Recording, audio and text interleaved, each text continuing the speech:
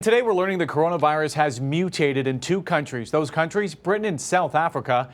Health officials say the two new strains are much more infectious. Joining me now is our chief health editor, Dr. Partha Nandi. Dr. Nandi, good afternoon. Afternoon, Alan. So, Dr. Nandi, this sounds very concerning. Just how more contagious are these new strains? Yeah, I think the whole world is kind of concerned about this and alarmed by it. But let me say this. I'm not surprised to hear this because that's exactly what viruses do. They mutate because they want to survive. Now, as far as how contagious these new variants are, experts, right, they've estimated the mutated strain in Britain is roughly 70% more transmissible, and it likely began circulating back in September. And the new strain in South Africa was found in up to 90% of all the samples analyzed, and it may have been circulating since back in November. So, Doc, are these new strains even more dangerous than the current strain that so many of us are dealing with?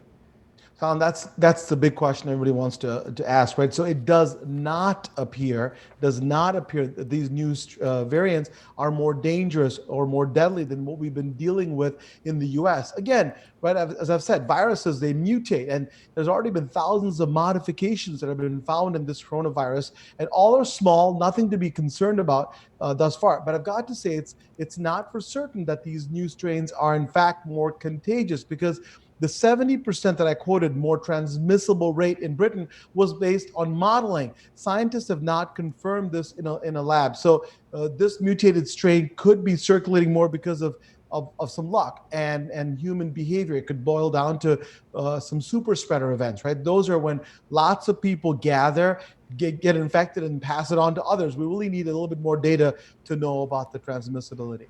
Doc, and as we have been reporting that people have started to get this vaccine, but should we be concerned the approved vaccines will actually not work against this mutated strain?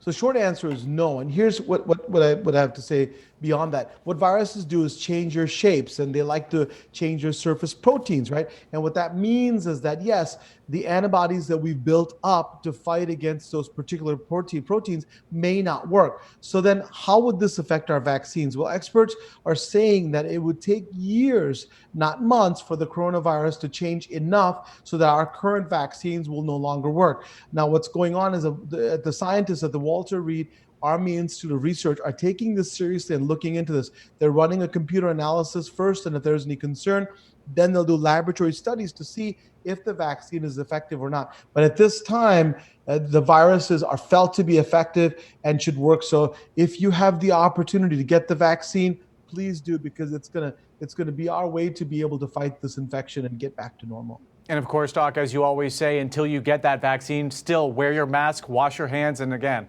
socially distance when you can. 100%, Alan. I totally agree with that. All right, Doc, thank you so much. Great to see you on this Monday.